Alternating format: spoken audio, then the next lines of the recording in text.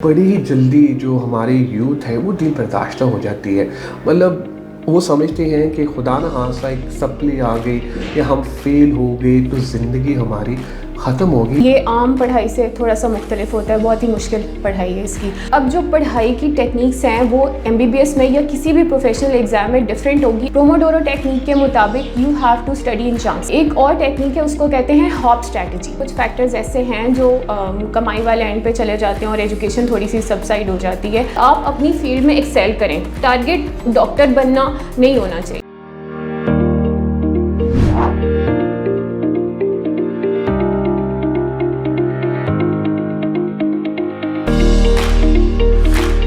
औज़ बिल्लाहि मिनश शैतानिर रजीम, बिस्मिल्लाहिर रहमानिर रहीम। अल्लाहुम्मा सल्लि व सल्लिम अला सय्यिदिना मुहम्मदिन व आलिहि बिक़द्रि हुस्निही व जमालिही व नूरिही व कमालिही। अस्सलाम वालेकुम दोस्तों, हसन रज़ा आज एक दफ़ा फिर आपकी खिदमत में हाजिर है। दोस्तों, अब तक की अप्रिसिएशन और अब तक की कोऑपरेशन का बहुत बहुत शुक्रिया। दोस्तों, आज का जो हमारा टॉपिक है वो एक हमारे फॉलोअर हैं, उनके फीडबैक पे हमने ये टॉपिक रखा था। वो टॉपिक ये है कि हसन भाई एक ऐसे एपिसोड रखी जाए जिस पे हमें ये बताया जाए कि हम स्टडी टेक्निक्स को किस तरह से बेहतर कर सकते हैं, पर्टिकुलरली वो स्टूडेंट्स जो मेडिकल की फील्ड में हैं और जो दिल बर्दाश्ता हो जाते हैं FSC के बाद, इवन MBBS के बाद के हमारे नंबर्स कम आते हैं, हम फेल हो जाते हैं। हम इस फेलियर को किस तरह कन्वर्ट कर सकते हैं कामयाबी में। दोस्तों, इस इम्पॉर्टेंट टॉपिक के बात करने के लिए हमने दावत दी है one of the season professional of Pakistan. Ladies and gentleman, इनका नाम है doctor Fariha. Doctor Fariha is currently working as a head of forensic medicine at King Edward University. जी हाँ, बहुत बड़ा इदारा पाकिस्तान का, वहाँ ये एक इम्पोर्टेंट रोल प्ले कर रही हैं। आइए मिलते हैं डॉक्टर फरीहा से और जानते हैं उनका expert opinion about this topic. Doctor साहिबा, thank you very much for joining us today and I am super excited कि आज आप हमारे साथ हैं। Welcome on board. Thank you so much Hasan for having me, बहुत शुक्रिया आपका। ग्रेट। अच्छा, एक टॉपिक तो बहुत ही आपको इट्स वेरी इंटरेस्टिंग और बहुत ही हमारे जो स्टूडेंट्स हैं उनके दिल के बहुत करीब है। सबसे पहले डॉक्टर साहब हमें ये बताइए कि अक्सर औक़ात ये देखा गया है कि बड़ी ही जल्दी जो हमारी यूथ है वो दिल बर्दाश्त हो जाती है। मतलब वो समझते हैं कि खुदा न खास्ता एक सप्ली आ गई या हम फेल हो गए तो ज़िंदगी हमारी ख़त्म होगी। ऐसा क्यों है? बेसिकली हसन, MBBS जो है ये एक बहुत ही प्रोफेशनल और हाई एंड प्रोग्राम है। ये आम पढ़ाई से थोड़ा सा मुख्तलिफ होता है, बहुत ही मुश्किल पढ़ाई है इसकी।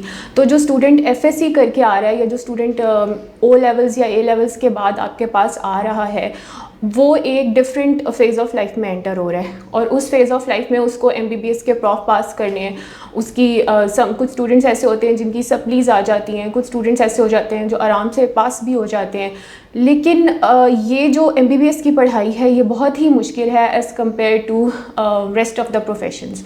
तो यस, इसका डिफ़िकल्टी लेवल जो है it's higher than rest of the studies. अच्छा डॉक्टर साहब, आप नंबर कम मांगे, हम नहीं कर सके, घर वालों का प्रेशर, रिश्तेदारों का प्रेशर, दोस्तों का प्रेशर, हर तरफ प्रेशर ही प्रेशर। इस प्रेशर को किस तरह हैंडल किया जाए?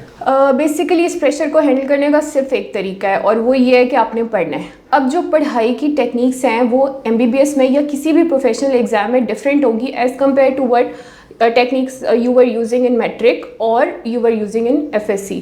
तो MBBS की पढ़ाई जो है बेसिकली उसके लिए आपके लिए ज़रूरी है। मेरे पास कुछ टेक्निक्स ऐसी हैं, जैसे एक प्रोमोडोरो टेक्निक है। प्रोमोडोरो टेक्निक के मुताबिक you have to study in chunks.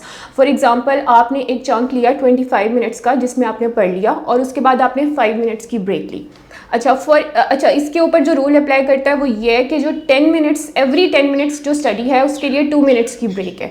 सो अगर आप 25 मिनट्स पढ़ रहे हो तो 5 मिनट्स की ब्रेक है और अगर आप इसको 50 मिनट्स पे लेके जाना चाहते हो तो 10 मिनट्स की ब्रेक है। So you are having a chunk of study and a chunk of break, chunk of study and a chunk of break. ठीक है, अब उसमें जो आपकी ब्रेक है, मैं उसमें ये सजेस्ट करूँगी कि उसमें आप इंस्टाग्राम, फेसबुक या अपने गैजेट्स यूज़ ना करें। माइंड ज़्यादा आपका थकता है उससे। आप उसमें वॉक करें, अपने पेरेंट्स के साथ गपशप करें, अपने फ्रेंड्स के साथ, बहन भाइयों के साथ बैठें, खाना खा लें, लेकिन आपने उसमें गैजेट्स यूज़ नहीं करने। So one of the techniques is pomodoros technique और ये बहुत ही यूज़फुल टेक्निक है फॉर प्रोफेशनल एग्ज़ाम्स। अच्छा, एक और टेक्निक है, उसको कहते हैं हॉप स्ट्रैटेजी। हॉप स्ट्रेटजी ये है कि आप कोई भी दिन का कोई भी एक हिस्सा ले लें, उसमें आपने दिन के 3 घंटे लेने हैं। फॉर एग्ज़ाम्पल आप एक टाइम फ्रेम ले रहे हैं रात 10 बजे से लेके 1 बजे तक का। फॉर एग्ज़ाम्पल आप सुबह के टाइम पढ़ें, जॉब कर रहे हैं और शाम के टाइम आपने पढ़ना है। आपने रात 10 से 1 का एक विंडो बना लिया, ये मेरी हॉप स्ट्रेटजी की विंडो है। उसमें आपने पहले 15 मिनट क्या करना है, पहले 15 मिनट आपने उसमें अपने प्री रेक्स पूरे करने हैं। आपका प्री रिक्विजिट क्या है, आपके पास कॉपी पेन होना चाहिए, बुक होनी चाहिए, इंपॉर्टेंट हाइलाइटर्स, जो भी नोट्स आप साथ रखना चाहते हैं वो होने चाहिए। खाना आपने खाया हुआ हो, मोबाइल आपके पास ना हो, वॉशरूम आप गए हुए हो, बहन भाइयों से गपशप नहीं करनी। जो भी करना है आप उस 15 मिनट में आपने अपने प्री रिक्विजिट्स पूरे कर लेने। जब वो सब हो गया then everything is a part और बुक आपके सामने है, और फिर आपने किताब पकड़नी है फॉर नेक्स्ट 45 मिनट्स। इस तरह से आपका पहला घंटा हॉप का चला गया, हॉप स्ट्रैटेजी का। फिर आपने सेकंड और थर्ड आवर में भी इसी तरह करना है कि शुरू के 15 मिनट में आप वो सारे काम कर ले जो पढ़ाई से रिलेटेड नहीं है, और नेक्स्ट 45 मिनट्स को आप यूटिलाइज करें फॉर पढ़ाई। इस तरह से जो एक आपका हॉप स्ट्रैटेजी का सेशन है इट विल टेक 135 मिनट्स, और अगर आप पूरे दिन में 2 सेशंस लेना चाहते हैं हॉप स्ट्रैटेजी के तो 270 मिनट्स बन जाते हैं। बेहतरीन। इस तरह से ये 2 स्ट्रैटेजीज़ बहुत यूज़फुल हैं, और ये रिसर्च के साथ एक स्वीडन के प्रोफेसर थे, उन्होंने यूनिवर्सिटी ऑफ स्वीडन में रिसर्च की थी, और उसके बाद ये स्ट्रैटेजी जो है हॉप स्ट्रैटेजी उन्होंने इन्वेंट की थी। मेरे ख्याल है ये जो टिप्स हैं ये उन स्टूडेंट्स के लिए बहुत ही इफेक्टिव हैं जो कि कहते हैं यार कि बस हमें एक कमरे में बंद कर दें और हम सुबह जाएंगे और 2 दिन के बाद उस कमरे से वापस निकलेंगे। Agree that, I mean wonderful tips. अच्छा सर, अब हम बात करते हैं थोड़ा सा आपके बारे में भी। तो किस तरह से आपने ये सोचा था कि मैंने इस तरफ आना है, इस फील्ड में? अक्सर औक़ात ये देखा गया है कि जब मतलब हम छोटे होते हैं तो हमारा कोई करियर प्लान नहीं होता, कोई इस तरफ आना होता है, तो बाई चांस था आपका आना या बाई चॉइस था? वेल, फोरेंसिक मेडिसिन में आना मेरे लिए उस वक्त बाय चॉइस था। I opted for it. इससे पहले मेरे पास 1-2 फील्ड्स थे जिनमें मैंने ज्वाइन किया, लेकिन मुझे मज़ा नहीं आया, तो forensic medicine was opted by me at that time. यहाँ तो मेल घबराते हैं इस प्रोफेशन में आने के लिए, तो आपका फीमेल का यहाँ पर आना, आई मीन बहुत हौसला और बड़ा जिगरा चाहिए।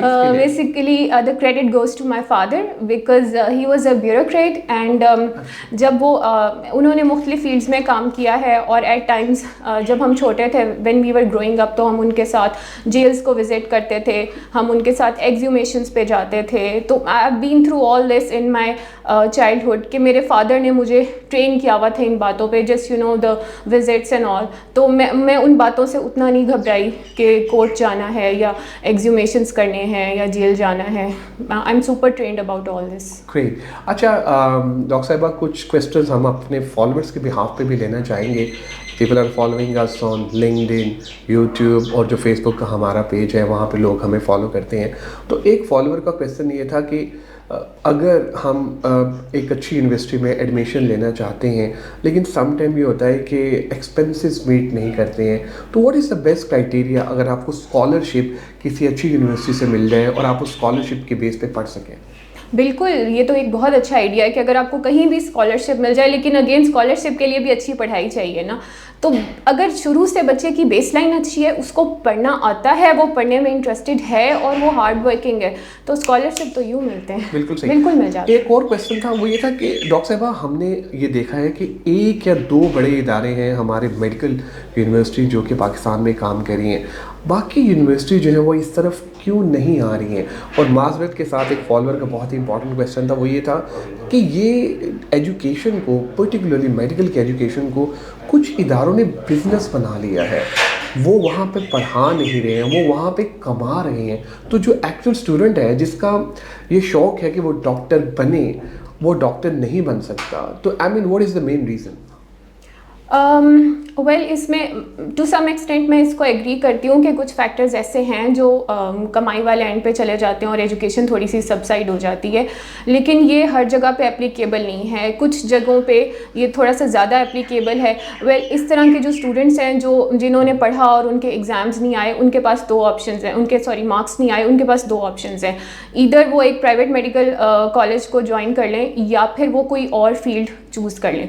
अब उसमें जो प्राइवेट मेडिकल कॉलेज है वो मैं आपके साथ एग्री करती हूँ कि उसके फीसेस इस वक्त बहुत ज़्यादा हैं, मतलब दे आर ट्रिमेंडस। और विद इन्फ्लेशन के साथ जो अभी चेंज आया है पाकिस्तान में, तो इकोनॉमी क्राइसिस हैं, तो पेरेंट्स भी बहुत परेशान हैं। तो मैं पर्सनली इसको इस तरह से देखती हूँ कि अगर आपके पेरेंट्स उसको ईजिली अफोर्ड कर सकते हैं, do go for it. If they can not afford it, please उनके पीछे मत पड़ें। बहुत अच्छी सारी फील्ड्स हैं जो अब आगे आ गई हैं और लोग उनमें आगे बढ़ रहे हैं। नो डाउट कि जो ये जो प्रोफेशन है डॉक्टर्स का, ये एक मसीहाई से रिलेटेड है, ह्यूमैनिटी और सारा मतलब मैनकाइंड की आप हेल्प करते हो और सारा, लेकिन अगर आपके पेरेंट्स उसको अफोर्ड नहीं कर सकते तो there are lot of other professions जिनमें आप एक्सेल कर सकते हो। और एक्सेल करने के लिए सिर्फ हार्डवर्क चाहिए, सिर्फ डेडिकेशन चाहिए और सिर्फ माँ बाप की दुआएं चाहिए। तो बहुत सारे ऐसे लोग हैं जो इंजीनियर्स हैं जो एक्सेल कर रहे हैं, जो IT एक्सपर्ट्स हैं जो एक्सेल कर रहे हैं, जो डिज़ाइनर्स हैं, फैशन डिज़ाइनर्स हैं और एक्सेल करें। तो द पॉइंट इज़ कि आप अपनी फील्ड में एक्सेल करें, टारगेट डॉक्टर बनना नहीं होना चाहिए। हाँ, अगर आपके पेरेंट्स आपको अफोर्ड कर सकते हैं प्राइवेट मेडिकल कॉलेज में, गो फॉर इट। नहीं कर सकते, कोशिश करें कि आप खुद उसमें इंडक्ट हो जाएं इन अ रेगुलर मेडिकल कॉलेज जो गवर्नमेंट सेक्टर के हैं, वो उनके एक्सपेंडिचर्स काफ़ी कम है। अगर ये दोनों ऑप्शंस नहीं हैं तो there are lot more options than this. Thank you very much, Dr. Saiba, for your time, for your support. I mean, you're an amazing speaker. What a great contribution. Thank you. Thank you so much for having me. बहुत शुक्रिया। आप लोगों का ही बहुत शुक्रिया आज के episode देखने का। मैं उम्मीद करता हूँ कि आज के एपिसोड आपको पसंद आई होगी। डॉक्टर साहिबा हमारे साथ थी। डॉक्टर साहिबा ने जो गुफ्तगू की, मुझे एक शायर की बड़ी प्यारी लाइन याद आ गई। उसने कहा कि जिस तरफ भी चल पड़ेंगे हम, जिस तरफ भी चल पड़ेंगे रास्ता हो जाएगा। तो प्लीज़ आपने घबराना नहीं है, आपने टेंशन नहीं लेनी कि खुदा न खास्ता नंबर्स कम आ रहे हैं या आप फेल हो रहे हैं।